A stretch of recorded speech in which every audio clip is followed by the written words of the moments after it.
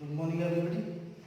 आज हम 8th class का नेक्स्ट टॉपिक स्टार्ट करेंगे और दिस टॉपिक इज इरिगेशन।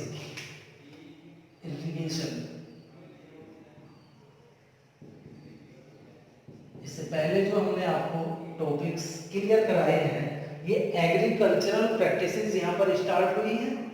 और एग्रीकल्चरल प्रैक्टिस में अगर मैं बात करूँ तो मैंने आपको जो यहाँ पर करा दी है, दिस इज एक तरीके से preparation of the soil, students. एक तो हमने ये आपको एक प्रोसेस कराई है, दूसरी हमने कराई है सोइल ऑफ सीड्स, बीज का बोना।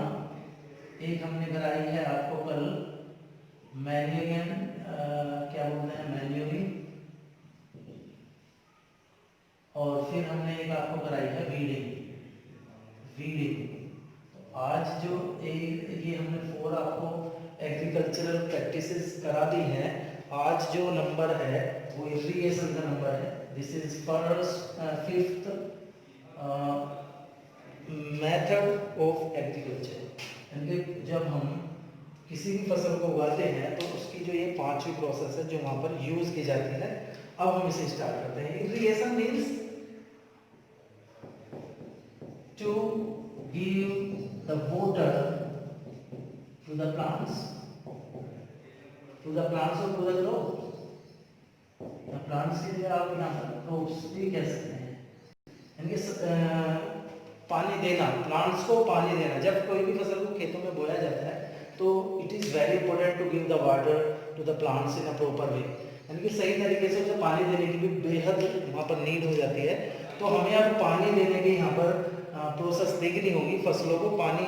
लेकिन ये बात ध्यान देने वाली यहाँ पर है कि इंडिया के अंदर जो लैंड्स हैं, फील्ड्स हैं, they have the different capacity to hold the water, यानी कि पानी को भी जो होल्डिंग कैपेसिटी है लैंड्स की, it is different at the different places, यानी कि अलग अलग स्थान पर वो कम्प्लीटली डिफरेंट होती है। आपने देखा होगा जो राजस्थान में अगर हम बात करें वहाँ पर एक तरीके से सैंडी सोयल है और वो it needs a large amount of water actually. And अगर हम बात करें इधर बिहार और पश्चिम बंगाल में चले जाते हैं, वहाँ पर थोड़ी सी क्ले सोयल है and the water holding capacity is very less. So वहाँ पर हमें कम पानी देने की ज़रूरत होती है। और कहीं कहीं पर मॉडरेट है, एवरेज वाटर होल्डिंग कैपेसिटी होती है। हमारे यूपी में मोस्टली ऐसे लैंड्स हैं जहाँ पर मॉडरेट इरिगेशन सिस्टम को अपनाया जाता है। और इसके अलावा स्थान के अलावा फसल के अकॉर्डिंग भी, उस क्रॉप्स के या प्लांट्स के अकॉर्डिंग भी हमें पानी देने की ज़रूरत होती है स्टूडेंट्स। आई होप आप मेरे साथ साथ बिल्कुल, क्योंकि मैं ज़्यादातर यहाँ पर हिंदी में आपके सामने बोल रहा हूँ तो मुझे उम्मीद है कि आपकी बिल्कुल सारी की सारी चीज़ें समझ में आ रही होंगी। अगर किसी की कोई बात समझ में नहीं आती तो वो वहाँ पर कमेंट डाल सकता है और जिससे कि हम आपकी उन प्रॉब्लम्स को क्लियर कर दें। तो इरिगेशन के बारे में मैं बात कर रहा था। To give the water, to supply the water to the plants, actually it is called irrigation. और हमारे कंट्री में अगर मैं इरिगेशन की बात करूं वो डिफरेंट, हम वहाँ पर जो चीज़ें हैं जिनसे वो पानी आता है वो हम अलग अलग तरीके से। सबसे पहले जो आजकल का मेन सोर्सेज है वो ट्यूबवेल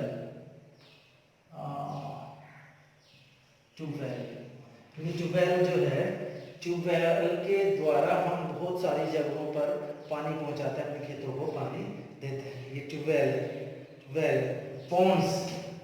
दूसरा जो सोर्सेज है इरिगेशन के वो पॉन्ड्स हो सकते हैं, तालाब हो सकते हैं। बहुत सारी जगह ऐसी हैं जहाँ पर तालाबों से भी पानी दिया जाता है। रिवर्स है, रिवर्स में से छोटी छोटी कैनाल्स निकलती हैं, रिवर्स में से कैनाल्स निकलती हैं भाई, बहुत सारी कैनाल्स में से वो पानी छोटी छोटी नालियों के द्वारा वो कहाँ पे पहुँच जाता है, फील्ड्स में पहुँच जाता है। पॉन्ड्स के द्वारा भी हम वहाँ पर। और सबसे मेन सोर्सेज अगर मैं बात करूँ, दिस इज रेन, यानी कि रेन के ऊपर हमारा जो इरिगेशन है वो मोस्टली हमारे देश में डिपेंडेंट होती है। इसी के द्वारा हम खेतों को पानी देने का काम करते हैं। ऐसे बहुत सारे और चीज़ें हो सकती हैं जहाँ पर, क्योंकि अलग अलग स्टेट में अलग अलग तरीके से पानी को वहाँ पर भेजा जाता है। तो और पानी की मात्रा भी फसल को अलग अलग चाहिए होगी, तो किसी भी इसमें से जो भी वहाँ पर सिस्टम है, जो भी वहाँ पर सोर्स है पानी का, उसके द्वारा हम अपने खेतों को पानी देते हैं, जिससे कि वो फसल कंप्लीटली ठीक प्रकार से होती चली जाए। अब मैं आपको बताऊंगा modern method of irrigation help us use water economically. आजकल हमने मॉडर्न टेक्निक का यूज करना शुरू कर दिया है, जिससे फसल भी हमारी ठीक प्रकार से हो जाए और पानी का भी वेस्ट वहाँ पर ना हो। तो इस सबसे पहले जो हमारे पास सिस्टम है स्प्रिंकलर सिस्टम। स्प्रिंकलर सिस्टम देखो, अभी मैं जो बता रहा था इरिगेशन के लिए मॉडर्न टेक्निक कुछ आजकल हमने यूज की है, मॉडर्न मेथड्स, जिनका में से एक मैं आपको बता रहा था स्प्रिंकलर। ये क्या है?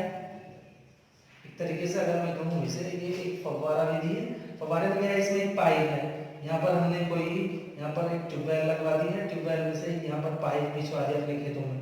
हमने इस तरीके से यहाँ पर यहाँ से कह दो या यहाँ से कह दो, इस तरीके से हमने पूरे के पूरे खेत में एक पाइप बिछा दिया और उस पाइप में छोटे छोटे कहीं कहीं पर हमने फव्वारे छोड़ दिए, इस तरीके से स्पेसेस छोड़ दिए। तो जैसे ही वहाँ पर ट्यूबवेल ऑन की जाती है तो वो पानी उन फव्वारों से निकलकर इधर उधर बिखरना शुरू हो जाता है, जैसे बारिश की बूंदें हों। तो इस तरीके से भी हम अपने खेतों को पानी देते हैं। एक मॉडर्न टेक्निक है, पूरे खेत में पानी बहाने की जरूरत नहीं है। तो इस विधि से भी हम पानी देने का काम करते हैं। ड्रिप इरिगेशन, ड्रिप दूसरी जो मेथड है ड्रिप इरिगेशन बोलते हैं इसे। ड्रिप इरिगेशन क्या है? ड्रिप्स का आपने नाम सुना होगा, ड्रिप का मतलब बूंद बूंद है एक तरीके से। इसमें होता क्या है, सपोज करिए हमारे पास एक फील्ड है और हमने यहाँ इसमें इस तरीके से ये प्लांट हमने प्लांटेड है, यहाँ पर ये प्लांट। तो हम करते क्या है, यहाँ इस तरीके से पाइप हम यहाँ पर होता है हमारे खेत में, तो हम वहीं पर जहाँ केवल प्लांट है वहीं पर वो पानी सप्लाई करते हैं, और मतलब बूंद बूंद करके वो पानी केवल प्लांट्स की रूट तक जाता है। It is called drip irrigation. तो इस तरीके से हम अपने फील्ड्स को पानी सप्लाई करते हैं, और this process is called irrigation. तो give the water to the plants is called irrigation. Different methods are used for irrigation in India. अगर हम बात करें स्टेट्स की, अलग अलग स्टेट में डिफरेंट मेथड यूज की जाती है, डिफरेंट सोर्सेज वहाँ पर हैं, तो उन्हीं से हम पानी की पूर्ति करते हैं। ट्यूबवेल है, मौन से, रिवर है, रेन है, इसके अलावा भी कुछ और सोर्सेज हो सकते हैं अलग अलग स्टेट के, जिससे हम उन्हें पानी देने का काम करते हैं। मॉडर्न मेथड में मैंने आपको बताया स्प्रिंकलर और ड्रिप इरिगेशन आजकल मॉडर्न मेथड है, इनके द्वारा हम उन्हें उन्हें पानी देने का काम करते हैं, जिससे कि वहाँ पर वाटर की सप्लाई ठीक प्रकार से हो सके और ठीक प्रकार से वो क्रॉप वहाँ पर ग्रो कर सके। तो मुझे उम्मीद है सभी बच्चों के समझ में आ गया होगा। अगर कोई प्रॉब्लम है तो आपको फिर दोबारा जब आपकी स्कूल में ऑफलाइन क्लास चलेगी, मुझे उम्मीद है वहाँ पर आपको बिल्कुल ये चीज़ें क्लियर कर दी जाएंगी। बहुत बहुत